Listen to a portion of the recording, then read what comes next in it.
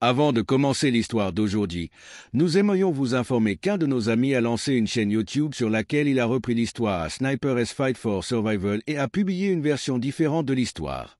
Veuillez vous rendre sur sa chaîne. Le lien se trouve dans la zone de description. Alors, allez-y et aidez-moi avec un like et un abonnement. Commençons maintenant par l'histoire d'aujourd'hui. Il y a 3 ans, Nancy m'a épousé, mais j'ai toujours su qu'elle ne m'aimait pas. Pas vraiment. Elle a dit oui uniquement par dépit pour son ex-petit ami, Daniel. Malgré cela, je ne me suis jamais mis en colère ni ne l'ai blâmé. Je suis resté calme. Le divorce n'a jamais été une option pour moi. Pas maintenant. Je n'ai pas le temps de me battre au tribunal. Elle ne sait pas que je suis en train de mourir et tout ce que je veux, c'est passer le temps qu'il me reste à ses côtés. Pourtant, même ce simple souhait semble impossible à exaucer. Ce soir, elle n'est pas rentrée à la maison. Au lieu de cela, je la voyais devenir l'actrice la plus populaire, entourée de célébrités, vêtue d'une robe rouge éblouissante, exactement comme celle qu'elle portait le jour de notre rencontre. Aussi belle et radieuse que jamais, je me fichais qu'elle soit dehors tard. Elle balayait toujours les rumeurs comme des coups de pub orchestrés par sa société. « Je n'ai toujours eu que toi », disait-elle avec un sourire enjoué. Je la croyais, mais ce soir, c'était différent. Mon téléphone a sonné. C'était la manager de Nancy, Brenda. « Nancy est ivre ?» dit-elle. « Viens la chercher. » Je me suis précipité pour y aller, malgré le vertige et la piqûre familière d'un saignement de nez. Ma maladie n'était rien comparée au fait de la ramener chez elle en toute sécurité. Elle ne pouvait pas le savoir. Nancy était trop tendre pour ce genre de fardeau. Quand je suis arrivé au bar, mon cœur s'est serré. Daniel était là, la tenant dans un coin. Ses traits anguleux familiers et son sourire arrogant n'avaient pas changé. Je me suis avancé. « Daniel, rends-la-moi. » Il m'a regardé d'un air moqueur. « Alors, tu l'as vraiment épousée, hein ?» L'ignorant, je pris Nancy dans mes bras, soulagé de la voir à nouveau près de moi. Alors que je me retournais pour partir, sa voix suffisante suivit. « Sais-tu pourquoi elle s'est saoulée ? Elle m'a organisé une fête de bienvenue. » Je serrai les poings mais gardai mon sang-froid. Nancy était gentille, peut-être trop gentille. Il n'y avait aucune raison de discuter. Alors que je la déposais doucement dans la voiture, elle remua et ouvrit les yeux. « Victor, tu es là !» murmura-t-elle avec un doux sourire qui fit fondre ma frustration. Je l'embrassai sur le front et murmurai « Je suis là. Rentrons à la maison. » Elle hocha la tête d'un air endormi et sombra dans le sommeil. Tout le monde croyait que Nancy ne m'avait jamais aimé, qu'elle s'était contentée de moi après que Daniel l'ait rejetée et ait quitté le pays. Ils pensaient que j'étais juste l'inconnue chanceuse qui avait réussi à épouser une belle star de cinéma, mais ils n'ont pas vu comment notre relation s'est épanouie au cours de ces 3 années. Nancy, qui autrefois ne savait pas cuisiner, a appris à faire du porridge et de la soupe pour mon estomac sensible. Elle faisait semblant d'être adorable juste pour avoir une boule de glace supplémentaire et m'expliquait chaque rumeur avant même que je ne lui demande. Elle a arrêté d'accepter des rôles explicites dans des films pour moi et a insisté pour utiliser l'assurance tendre pour les scènes de baiser dans nos moments les plus heureux. Elle m'a même demandé si je voulais un enfant, tout en sachant à quel point une grossesse serait difficile pour sa carrière.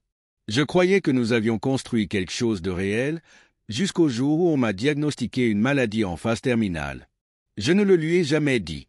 Nous n'avions même pas encore convenu d'un nom pour notre premier enfant. Puis Daniel est revenu.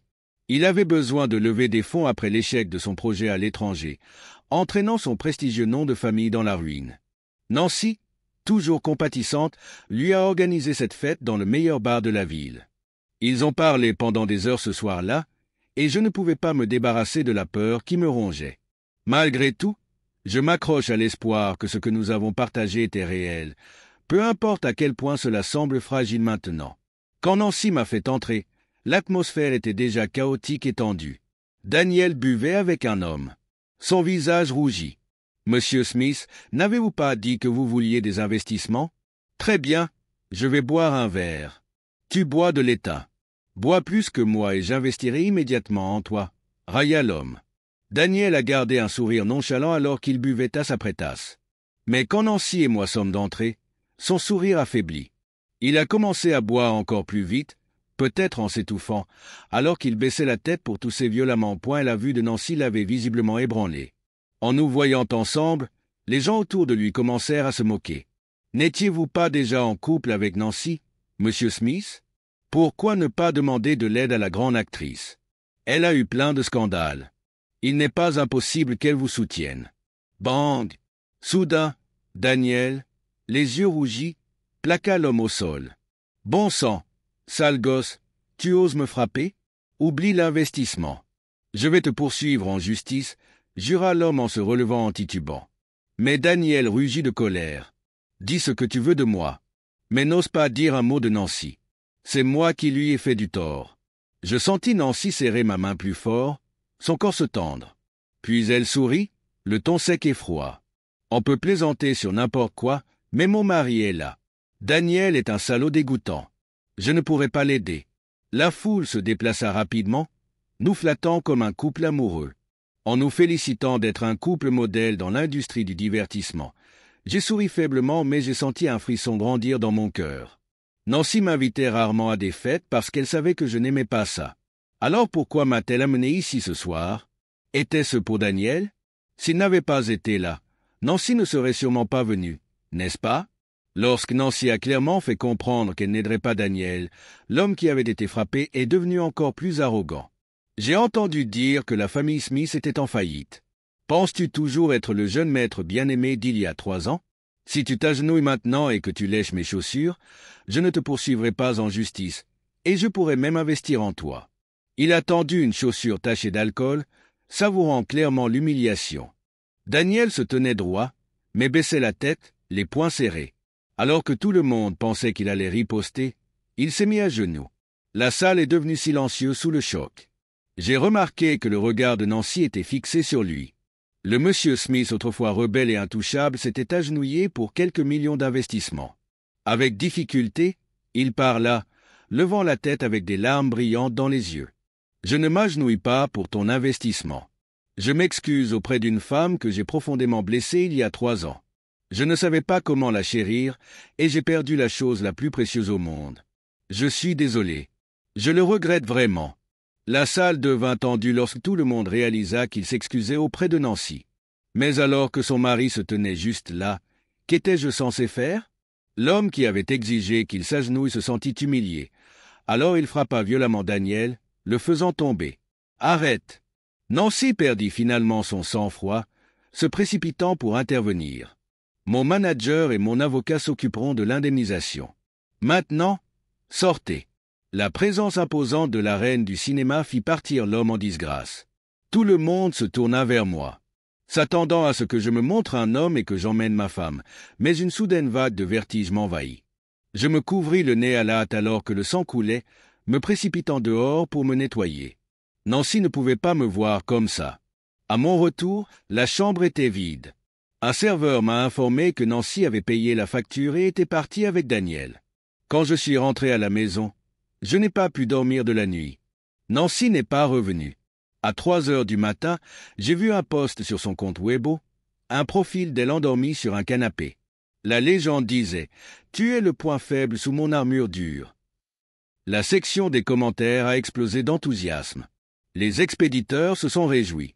Le jeune maître déchu est noble et la superbe reine du cinéma. Mon navire est enfin ressuscité, s'exclamaient d'autres. Ils étaient le couple le plus sexy il y a 3 ans. Enfin, ils sont de nouveau ensemble. Soutenez Nancy et ravivez son amour. Certains se sont moqués de moi ouvertement. Je ne supporte pas cet homme laid, Victor. Pas de physique, pas d'apparence. Il ne correspond pas du tout à notre reine du cinéma. Malgré les mots cruels, je me suis senti soulagé. Au moins Nancy n'avait pas couché avec lui. Puis quelqu'un a posté une photo de Nancy et moi ensemble dans les commentaires. Sur celle-ci, j'avais l'air mince et ordinaire dans ma chemise à carreaux. Certes pas moche, mais loin d'être à la hauteur de la radieuse et éblouissante Nancy.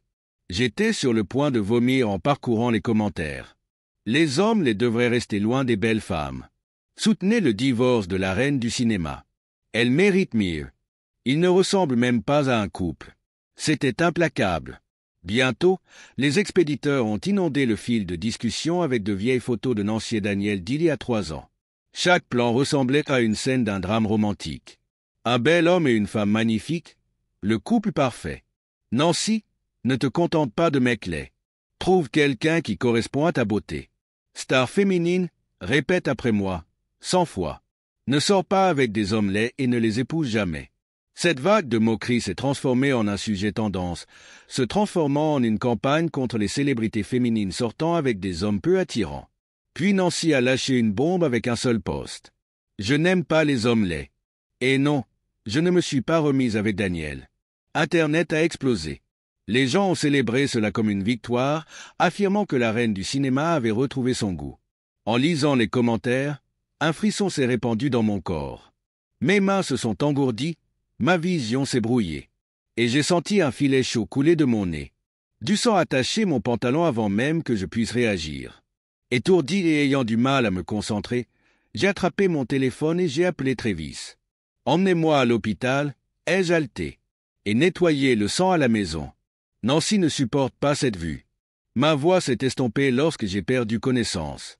Quand je me suis réveillé, Travis se tenait à côté de moi, les yeux rouges et furieux. « Victor, tu es pathétique » a-t-il craché amèrement. « Tu as laissé tomber ta position d'héritier légitime pour elle. Et maintenant, ta femme est partie. Tu as une maladie en phase terminale et tu es étendu ici comme ça. N'est-ce pas ridicule ?» Je me suis légèrement déplacé, soulagé de constater que je respirais encore. « Elle ne sait rien de la maladie ?» ai-je dit doucement. « C'est mon choix. » Un sourire ironique a tiré mes lèvres. C'est une histoire assez ironique, en fait. Je suis le vrai fils de la famille Smith. Je me suis perdu étant enfant, et c'est ainsi que Daniel a été adopté et devenu l'héritier. Je l'ai découvert à l'université, juste au moment où je suis tombé amoureux de Nancy, qui sortait avec Daniel à l'époque. J'ai fait une pause. J'ai utilisé mon statut de véritable héritier pour forcer Daniel à rompre avec elle et à quitter le pays. L'accord prévoyait que je ne retournerais jamais chez la famille Smith et qu'il ne pouvait pas dire la vérité à Nancy. Mais maintenant, je ris amèrement. La famille Smith est en faillite. Daniel est de retour, essayant de me prendre Nancy. Et me voilà, en phase terminale et impuissante. C'est peut-être le karma. Travis serra les dents. Tu devrais divorcer, Victor. Pars avec dignité. Après, je t'emmènerai au Tibet. N'as-tu pas toujours voulu y aller? Ma gorge se serra. Le Tibet. J'avais toujours rêvé de voir les prairies sans fin, le ciel bleu clair et les champs de lavande. Par-dessus tout, je voulais rendre hommage à la grand-mère de l'orphelinat qui m'avait dit qu'elle était tibétaine et qu'elle avait toujours rêvé de retourner à ses racines. J'avais demandé à Nancy d'innombrables fois si nous pouvions y aller. Elle acceptait toujours en passant, mais le travail passait avant tout. Il y avait toujours un autre film, un autre projet. En voyant l'expression sérieuse de Travis, je savais qu'il ne plaisantait pas. Il voulait juste que mes derniers jours aient un sens. « Laisse-moi y réfléchir », dis-je d'une voix rauque, mes mots se bloquant dans ma gorge. Mais au fond de moi, je m'accrochais encore à l'espoir. Et si Nancy m'aimait vraiment et ne pouvait supporter de me séparer, comment pourrais-je partir en premier? Quand je suis rentré à la maison, Nancy s'est précipitée vers moi, le visage anxieux alors qu'elle me prenait la main. Je n'ai pas posté ce Weibo, lâcha-t-elle. Je me suis endormi sur le canapé cette nuit-là. Daniel l'a posté lui-même. Dès que j'ai vu la nouvelle, je suis rentré à la maison tout de suite. Où étais-tu? Tu es si pâle. Je me suis forcé à sourire, baissant la tête et enroulant mes bras autour de sa taille. J'ai inhalé son odeur familière, mais sous le léger parfum se trouvait la trace indubitable d'eau de Cologne pour homme. Je vais bien. J'ai menti. Je te crois. Elle a soupiré de soulagement et m'a serré fort dans ses bras en retour. Oublie ça, pensai-je amèrement. Je ne voulais plus me battre, mais les choses en ligne n'ont fait qu'empirer. Quelques jours plus tard, Daniel m'a envoyé un message. Il voulait qu'on se retrouve chez lui. Quand je suis arrivé, Daniel était assis au milieu d'un nuage de fumée, des bouteilles de whisky vides éparpillées sur la table. Il tira une bouffée de sa cigarette et fit un geste vers le siège en face de lui. « Assieds-toi » dit-il sèchement. Je m'assis, me versant un verre d'eau tandis qu'il expirait une autre bouffée de fumée. « Mon but en revenant est simple, » déclara-t-il. « Je suis venu pour reprendre ma femme. Tu comprends ce que je veux dire, n'est-ce pas, Victor ?» Je croisai son regard et souris faiblement. « Nancy est ma femme. Nous sommes légalement mariés, tu es marié. N'es-tu pas celui qui joue les briseurs de ménage? Ça a l'air un peu délirant. Tu ne trouves pas ?» Il s'arrêta, éteignant sa cigarette d'un geste lent et délibéré. Tu as changé depuis le lycée à l'époque. Sans Travis, je t'aurais réduit en bouillie. Maintenant tu crois que tu peux parler fort? Haussant les épaules nonchalamment, je plaisantais. Essaie de me frapper maintenant. Je vais me jeter par terre et réclamer 50 000 $ de dédommagement. Oh, attends, ta famille est en faillite. Je suppose que tu es plus à même de recevoir des investisseurs autour d'un verre. Ou peut-être que tu pourrais trouver du travail dans un club. J'ai entendu dire qu'il payait bien. Son visage s'assombrit de colère, et en un éclair, il jeta une bouteille à travers la pièce avant de lancer un violent crochet du gauche. Je l'esquivai sans effort et ripostai avec un coup de poing dans son ventre. Il recula en titubant, se tenant le ventre, le visage pâle. « Espèce de bâtard ingrat !» cracha-t-il en attrapant un bâton à proximité. Je me préparais à esquiver, mais le vertige m'envahit. Ma vision se brouilla et je trébuchai en avant, encaissant coup sur coup jusqu'à ce que je m'effondre, vomissant du sang. La douleur irradiait de mes côtes alors qu'il se penchait vers moi en ricanant. « Je pensais que tu serais plus dur », se moqua-t-il, mais 3 ans plus tard, tu n'es toujours qu'un déchet. Il jeta le bâton de côté et s'accroupit, jubilant de triomphe. Juste à ce moment-là, une voix familière brisa la tension. « Que se passe-t-il ici ?» En me tournant vers la porte, j'ai vu Nancy debout là avec un panier de fruits à la main, son expression choquée, son regard posé sur le sol taché de sang, et elle s'est précipitée vers nous en fronçant les sourcils. « Daniel, pourquoi as-tu frappé Victor? Tu ne sais pas qu'il n'est pas en bonne santé ?» Les yeux de Daniel rougirent, bien qu'il retint obstinément ses larmes. Il m'a traité de briseur de ménage et est venu ici pour se battre, alors j'ai riposté. « Nancy, tu crois vraiment que je suis du genre à interférer dans le mariage de quelqu'un ?» Ces mots touchèrent une corde sensible et l'expression de Nancy s'adoucit. Elle soupira, puis se tourna vers moi. « Victor, rentre chez toi. Je m'en charge. » Une douleur aiguë me rongea l'estomac, mais ce n'était rien comparé à la douleur dans mon cœur. « Nancy, rentre à la maison avec moi. » J'ai supplié. « Je suis blessé. » Ses yeux scintillèrent de confusion et de tristesse. « Rentre chez toi, » insista-t-elle doucement. « Je dîne avec Daniel. Je ne veux pas te voir maintenant. » Je me forçai à sourire amèrement, me tenant le côté contre la douleur brûlante. « Pourquoi ? Je suis ton mari. » Des larmes montèrent à ses yeux, débordant de chagrin et de culpabilité. « Alors pourquoi as-tu forcé Daniel à partir à l'étranger et à rompre avec moi il y a 3 ans? N'était-ce pas mal ?» Ces mots frappèrent comme un poignard dans ma poitrine. Mon esprit bourdonna, et un désespoir froid se répandit dans mon corps. Avant que je puisse expliquer, Daniel s'interposa entre nous, triomphant avec suffisance. « Il n'y a plus rien à dire. La vérité est connue. Victor, tu es fini. » Ses yeux brillaient d'une satisfaction malicieuse alors que je reculais en titubant, un saignement de nez familier commençant à couler sur mon visage. Humilié et vaincu, je me suis enfui. « Ce n'est pas grave, » me suis-je dit, essayant de surmonter la douleur. « Nancy me pardonnera. J'ai fait des erreurs, mais elles appartiennent au passé. Ce n'est pas la fin. Mais j'avais tort. Quand je me suis réveillé à l'hôpital, Internet était en feu d'accusations. Daniel avait divulgué de manière sélective des détails de notre ancien accord, me dépeignant comme une méchante qui l'avait forcé à quitter Nancy. Ma réputation était en ruine. Les internautes ont réclamé le divorce de Nancy. Il est dégoûtant. Un véritable salaud. Divorcé immédiatement. Pourquoi n'est-ce pas illégal? Même mon adresse personnelle a été divulguée. Des foules en colère ont vandalisé ma propriété, jetant des œufs et des légumes pourris, même de la merde. Je l'ai à peine remarqué. J'avais subi des violences bien pires en grandissant. Quelques jours plus tard, quelqu'un m'a jeté une pierre, me faisant perdre connaissance.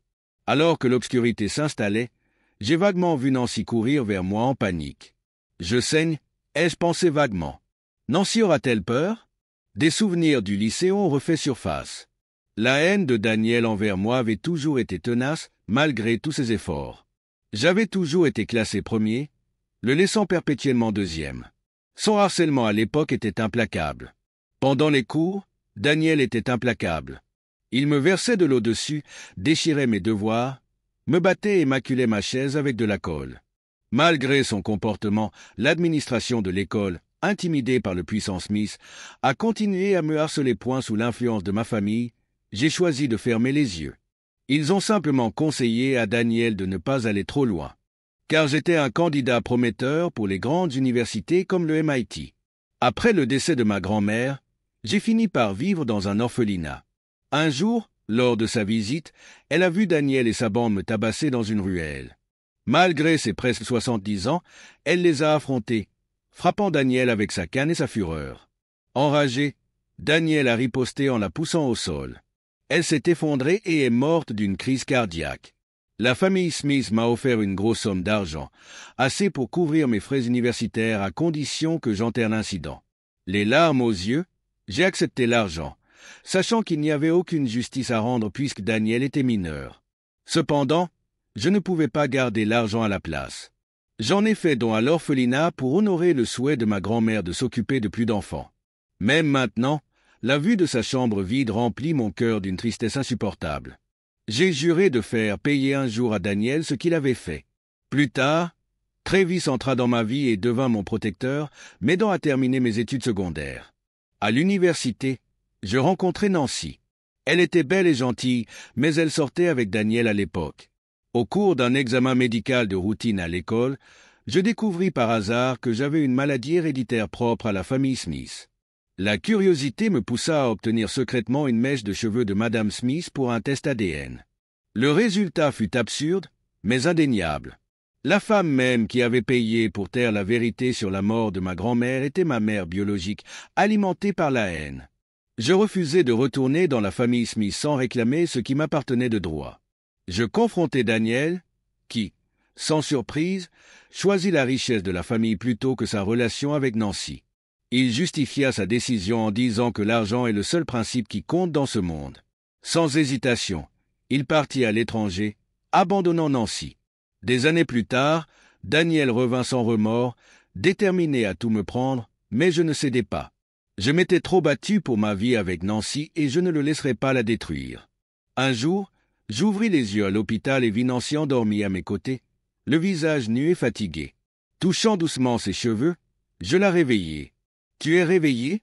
Victor, est-ce que ça va ?» demanda-t-elle, la voix tremblante. « Je vais bien, » lui ai-je assuré, même si elle s'est effondrée en larmes. « Tu dis que tu vas bien, mais tu es malade et en phase terminale. » Elle sanglota. La tenant contre moi, je la réconfortai. « Ne t'inquiète pas, je vais aller mieux. N'oublie pas que je suis ton homme miracle. » Ses yeux s'écarquillèrent de stupeur. « Toi? Tu es l'homme miracle qui m'a aidé quand j'étais petite. » J'acquiesçai. Quand nous avions 7 ans, je t'ai trouvé perdu dans la rue. Tu pleurais, tu cherchais ta mère. Je t'ai promis de l'aider, et après des jours de recherche, j'ai finalement trouvé sa boutique et je t'ai ramené. En entendant cela, Nancy pleura encore plus fort. Peu de temps après, elle a publiquement blanchi mon nom et déclaré son amour indéfectible pour moi. Elle a dit à ses fans, « Je ne divorcerai jamais de Victor. Si vous ne l'aimez pas, n'hésitez pas à me désabonner. » C'était la première fois que Nancy répondait directement aux commentaires en ligne, et bientôt de nombreuses personnes ont commencé à exprimer leur admiration pour notre relation. Nancy et Victor sont vraiment beaux ensemble. Nancy ne fait même plus de scènes de baisers. Si ce n'est pas de l'amour, je ne sais pas ce que c'est. Depuis qu'elle est avec Victor, Nancy semble tellement plus heureuse. Ses émotions sont stables. Elle sourit beaucoup et passe les vacances avec lui. Elle a clairement épousé la bonne personne. Vous dites tous que Daniel et Nancy formaient un beau couple, mais cela ne m'a jamais semblé réel. Les sourires qu'elle partage avec Victor sont remplis d'émotions sincères. Suis-je la seule à penser que Victor n'est pas laid? Il est juste trop maigre. Nancy a tout mis en suspens pour s'occuper de moi pendant mon traitement, repoussant tous ses engagements de tournage. Mais Daniel n'était pas prêt à lâcher prise. Un jour, Nancy me donnait avec amour une soupe qu'elle avait préparée elle-même. Ses yeux étaient pleins de tendresse. Puis son téléphone a sonné. Son expression changea immédiatement lorsqu'elle posa la cuillère et quitta la pièce pour répondre à l'appel. Même après que la soupe eut refroidi, elle ne revint pas. Tandis que je regardais le soleil et l'horizon s'est obscurci, la lumière du jour a cédé la place à l'obscurité, mon cœur s'est alourdi. Elle n'est jamais revenue cette nuit-là et n'a répondu à aucun de mes messages. Cette nuit-là, la faim a fait des spasmes dans mon estomac et j'ai saigné du nez. Une infirmière m'a trouvé pâle pendant ma tournée et m'a emmené aux urgences. Quand j'ai repris connaissance, j'ai entendu Travis crier dehors, sa voix furieuse. « Laisse Victor tranquille, bon sang. Il a renoncé à être l'héritier de la famille Smith pour toi. Il est pratiquement en train de perdre la vie. Tu ne peux pas juste le laisser partir? Je sais que je lui ai fait du tort. » C'est étrangler Nancy en larmes. « Ne joue pas la victime ici » a craché Travis. « Si je n'avais pas de règle interdisant de frapper les femmes, tu serais à genoux en ce moment. Au moment où Daniel a appelé, tu t'es enfui, laissant Victor presque mourir à l'hôpital. Comment as-tu pu faire ça? Il a dit qu'il avait eu un accident de voiture, a bégayé Nancy. J'ai paniqué et je suis allé le voir. Assez, a froidement interrompu Travis. Va où tu veux, mais divorce de Victor. Libère-le. Le silence s'installa, rompu seulement par les sanglots étouffés de Nancy. En entendant leur dispute, j'appelai « Travis, entre ». Ils entrèrent tous les deux. Les yeux de Nancy étaient gonflés de larmes, l'air pitoyable. Pour la première fois, je croisai son regard sans chaleur. « Laisse entrer Travis », dis-je calmement. « Tu peux partir. » Son expression vacilla d'incrédulité. C'était peut-être la première fois que je la traitais aussi froidement. Se mordant la lèvre, elle se retourna et partit en colère. La soupe était devenue froide, tout comme mon cœur. À ce moment-là, alors que j'étais au bord de la mort aux urgences, ce n'était ni à Nancy ni à personne d'autre que je pensais. C'était au Tibet. J'avais entendu dire que les montagnes et les lacs sacrés du Tibet pouvaient sentir le cœur d'une personne. J'avais envie d'y disperser les cendres de ma grand-mère et de lui dire que je l'avais enfin ramenée à la maison, me tournant vers Travis. Je souris faiblement. « Frère, allons au Tibet. » Il frotta ma tête chauve, souriant à travers les larmes. « Si tu ne veux pas sourire, ne le fais pas. Ce n'est qu'une femme. Nous n'avons pas besoin d'elle. Nous irons au Tibet ensemble, d'accord? »« Ok, » murmurai-je doucement, me sentant plus légère que je ne l'avais été depuis longtemps. « Nancy, j'en ai fini de t'attendre. Tu m'as quitté une fois pour Daniel. Tu pourrais le refaire. Je ne peux pas passer ma vie à espérer que tu reviendras vraiment vers moi. Cette fois, ton homme miracle doit vivre pour lui-même. » Le Tibet était magnifique. Emmitouflé dans ma doudoune et mon chapeau, j'ai suivi les traces de Travis dans les montagnes enneigées et jusqu'au palais de Patala. Le paysage était à couper le souffle et j'ai enterré ma grand-mère dans le plus bel endroit que j'ai pu trouver. Alors que nous étions sur la place, nous avons remarqué un groupe de personnes se prosternant en prière. Leur dévotion était fascinante. Curieuse, j'ai toussé doucement et j'ai demandé à un homme à proximité. Pourquoi prie-t-il? Dans un anglais approximatif, l'homme tibétain a expliqué. Il prie avec une pure gentillesse. Je souhaitais la paix et le bonheur pour tous les êtres vivants. Travis et moi étions stupéfaits. Il s'avère qu'il existe vraiment des gens dans ce monde avec des cœurs sans tache, libres de cupidité, intouchables par la puanteur de l'argent ou du pouvoir. Purs et gentils, ils désirent simplement la paix. Alors que je contemplais le lever du soleil sur les montagnes dorées, des pensées sur ma mort imminente envahissaient mon esprit. Mais au lieu de la peur, j'éprouvais un profond sentiment de clarté. « Travis, je veux aussi me prosterner », ai-je annoncé avec une résolution soudaine. Travis m'a regardé sous le choc, essayant de me dissuader. « Tu es fou. Tu es déjà en phase terminale. Faire cela ne fera que te tuer plus vite, mais j'ai simplement souri. Je suis devenu fou. J'ai enlevé mon écharpe, j'ai acheté le matériel de pèlerinage nécessaire à un vendeur de rue à proximité et je me suis lancé dans mon voyage de Lhasa au mont Yuma. Je me suis rappelé comment, quand ma grand-mère était plus jeune, elle m'avait souvent parlé de marcher sur ce même chemin. Je voulais découvrir sa beauté par moi-même, quel qu'en soit le prix. Travis m'a suivi à contre-cœur, portant des médicaments, s'inquiétant constamment de mon état fragile. Le pèlerinage s'est étendu sur près de 1100 kilomètres. Il n'a pas fallu longtemps aux fans de Nancy pour me reconnaître. L'un d'eux a même lancé un flux en direct, racontant de manière moqueuse. Regardez ce mari éhonté de la célèbre reine du cinéma se prosterner pour attirer l'attention. Où mort les téléspectateurs ont afflué dans le flux tandis qu'un streamer en direct suffisant me narguait joyeusement. Il n'y a aucune chance que ce type termine le pèlerinage. Tout le monde sait à quel point c'est brutal, je l'ignorais, continuant à me prosterner à plusieurs reprises, centimètre par centimètre, malgré l'usure de mes genoux, qui devenaient des blessures à vif. Le sang de mon nez coulait parfois sur le sol, mais je n'émettais jamais de plainte. C'était le chemin que ma grand-mère avait parcouru, et j'avais l'intention de l'honorer à chaque pas. Les jours passèrent, 1, 2, 10, jusqu'à ce que le public du live stream, autrefois rempli de ridicule, se transforme en admiration, choqué par ma persistance et l'aggravation de mon état. Ils virent mon front et mes genoux couverts de coupures et d'échymoses. Pourtant, j'ai persisté. Même lorsqu'un médecin connaissant bien ma maladie en phase terminale a révélé mon état sur le stream, je n'y ai pas prêté attention. L'opinion publique a commencé à changer radicalement. Les excuses ont afflué. L'admiration a fleuri en ligne. Mais j'étais indifférent. Je ne me concentrais que sur chaque prosternation et les dons que je faisais à chaque arrêt. Curieux, ce streamer arrogant a finalement demandé via le live stream « Pourquoi donnez-vous autant d'argent, Victor ?»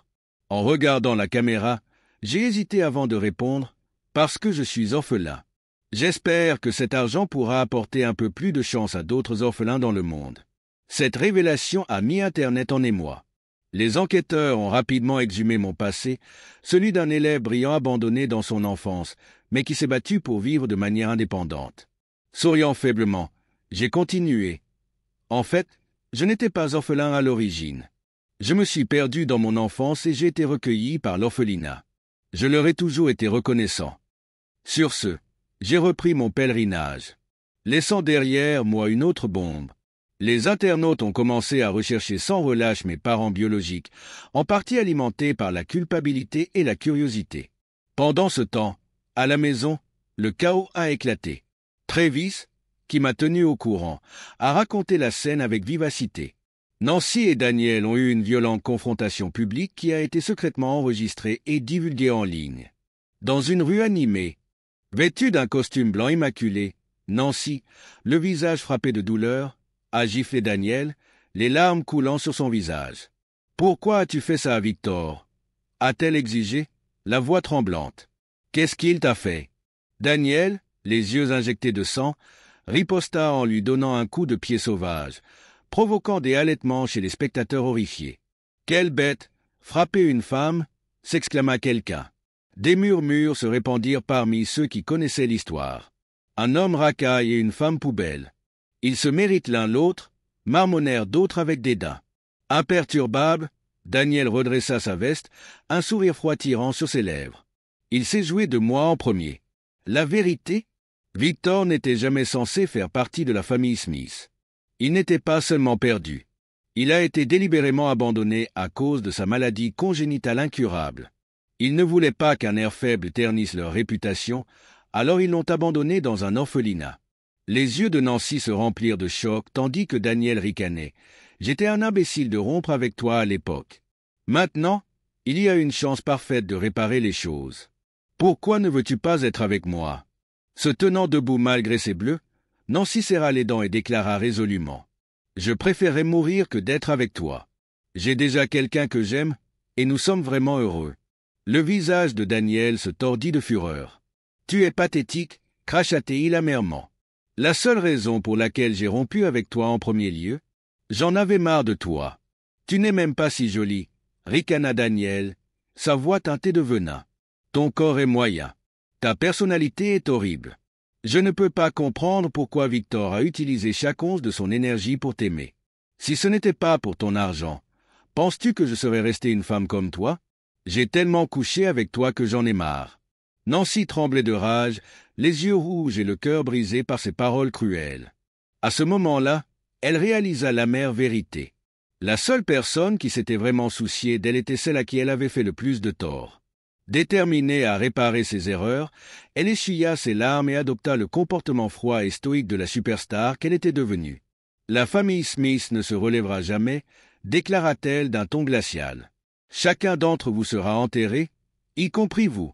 Vous devez 2 vies à Victor. » Tournant les talons, elle s'éloigna, laissant derrière elle Daniel qui éclata d'un rire dérangé. « Et toi » cria-t-il d'un ton moqueur. « Es-tu sans faute ?» Des larmes Nancy se mordit la lèvre et continua d'avancer. Son esprit était fixé sur Victor, blessé au Tibet, blessé et blessé par les cicatrices. La pensée de sa souffrance la transperça comme un couteau. Elle avait envie de le ramener, sachant que son temps était limité, mais elle ne pouvait pas lui faire face tant que justice n'aurait pas été rendue. Alors que Nancy élaborait méticuleusement ses plans, Internet bourdonnait d'un article viral détaillant l'histoire tragique de la vie de Victor. Il relatait son parcours depuis son abandon par la famille Smith à la porte d'un orphelinat en raison d'une maladie congénitale. L'article révélait le tourment qu'il avait enduré aux mains de Daniel au lycée, ce qui a conduit à la mort de sa grand-mère d'une crise cardiaque. Il soulignait également comment Victor avait autrefois sauvé la vie de Nancy à l'université, pour être trahi lorsque Daniel l'a abandonné pour le pouvoir et le statut. L'article comprenait des photos de la silhouette frêle de Victor à l'orphelinat, des images de lui victime d'intimidation à l'école et l'expression engourdie sur son visage lors des funérailles de sa grand-mère. Les dernières photos le montraient émacié en phase terminale, la tête rasée et le corps affaibli. Pourtant, il se tenait là, marqué par les cicatrices, mais calme et résolu, poursuivant son pèlerinage avec un cœur serein. Les révélations choquèrent le public. L'indignation éclata lorsque d'autres actes ignobles de Daniel furent révélés. Il avait joué et intimidé des étudiants depuis son adolescence. Sa poursuite de Nancy à l'université n'avait été rien de plus qu'un pari cruel. Il avait parié qu'il pourrait conquérir la beauté de l'école dans les 3 mois après avoir remarqué les sentiments de Victor pour elle. La faillite de la famille Smith s'est révélée plus tard être le résultat des jeux de hasard imprudents de Daniel à l'étranger. Nancy, désormais résolue, s'est assurée de payer des enquêteurs pour trouver toutes les preuves contre Daniel. Elle l'a exposé davantage. Il a rapidement été arrêté et accusé de multiples crimes, dont fraude et trafic de drogue. Cette fois, la famille Smith n'a pas pu le sauver. Après s'être assurée que Daniel était bien enfermé, Nancy s'est précipitée au Tibet. Le soleil brûlant a brûlé son visage délicat lorsqu'elle a vu Victor. Son corps était couvert de cicatrices. Submergée par la culpabilité et le chagrin, elle fondit en larmes, tombant à genoux. « S'il te plaît, Victor, sanglota-t-elle, viens à l'hôpital avec moi. Nous irons voir les meilleurs médecins. Tu peux aller mieux, arrête juste de te torturer comme ça. » Je me prosternais sans la regarder, mon expression inébranlable. « Je ne t'ai jamais trompé ?» pleura-t-elle désespérément. Il a menti à propos de l'accident de voiture et m'a supplié de l'aider. J'ai été stupide, mais je jure que je t'ai toujours aimé. N'es-tu pas, mon homme miracle? Sa voix se brisa alors qu'elle s'agenouillait dans la terre, son visage nu et cru sans maquillage. Je t'ai vengé, supplia-t-elle. Toute la famille Smith est partie. Je n'ai pas prêté un seul centime à Daniel. S'il te plaît, Victor.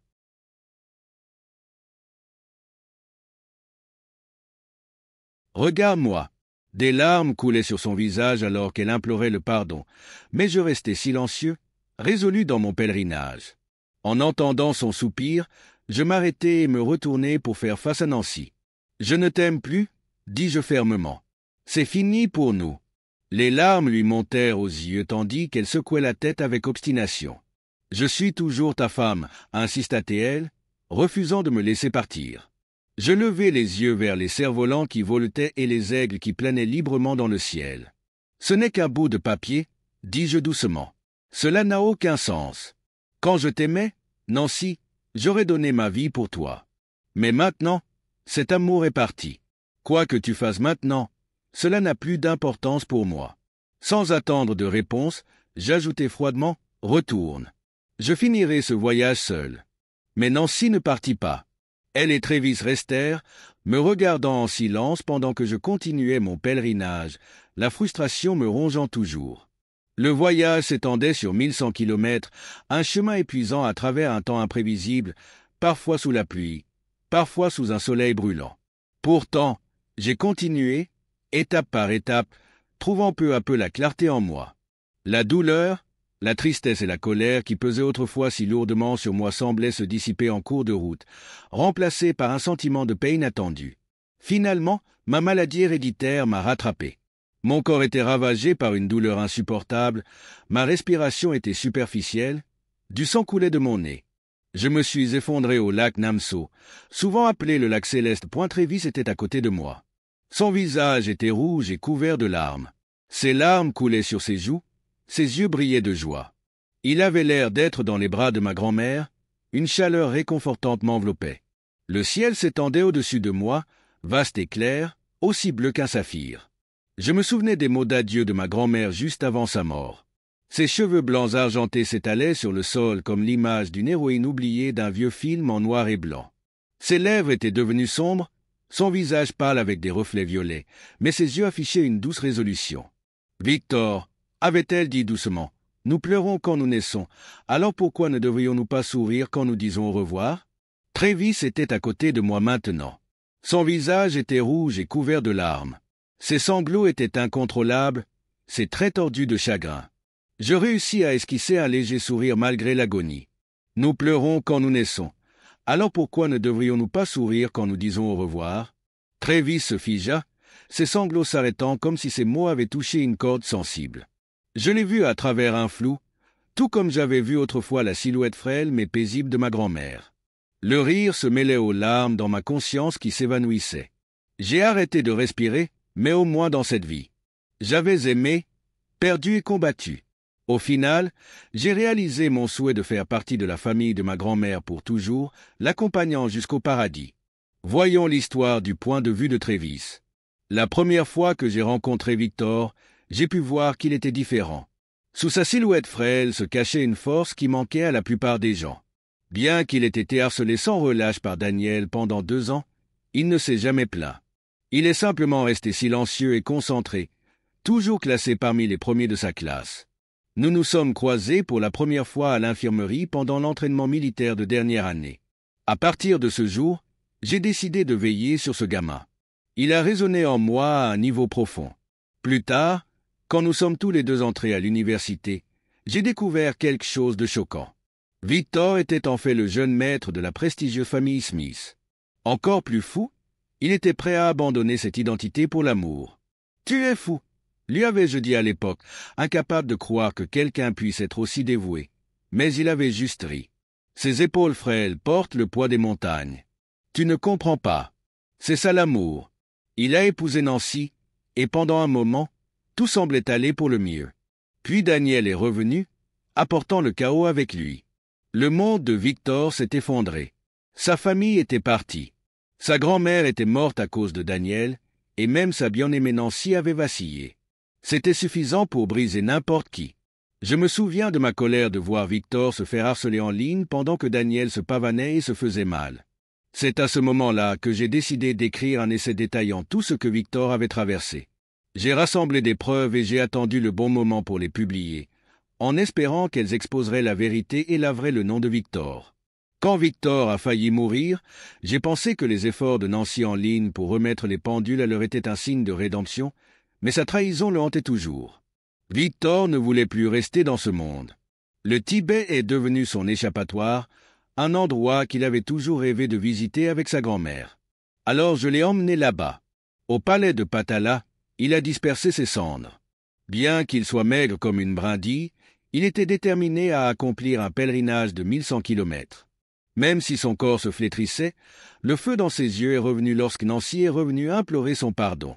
Mais il l'a rejeté et a choisi de continuer à avancer, a dit son esprit. Victor est mort sous le ciel vaste et brillant du lac Namso, un sourire gravé sur son visage. Nous pleurons quand nous naissons, alors pourquoi ne devrions-nous pas sourire quand nous disons au revoir ? Dit-il avant de rendre son dernier souffle. Je l'ai enterré avec ce sourire sous le soleil aveuglant, le cœur brisé en murmurant. « Frère, tu as vraiment choisi un endroit magnifique. » À travers une vision floue, j'ai levé les yeux vers le ciel sans fin. Dans la prochaine vie, Victor sera toujours frère. Chers auditeurs, partagez vos réflexions dans la section commentaires ci-dessous et n'oubliez pas d'aimer. Partagez et abonnez-vous.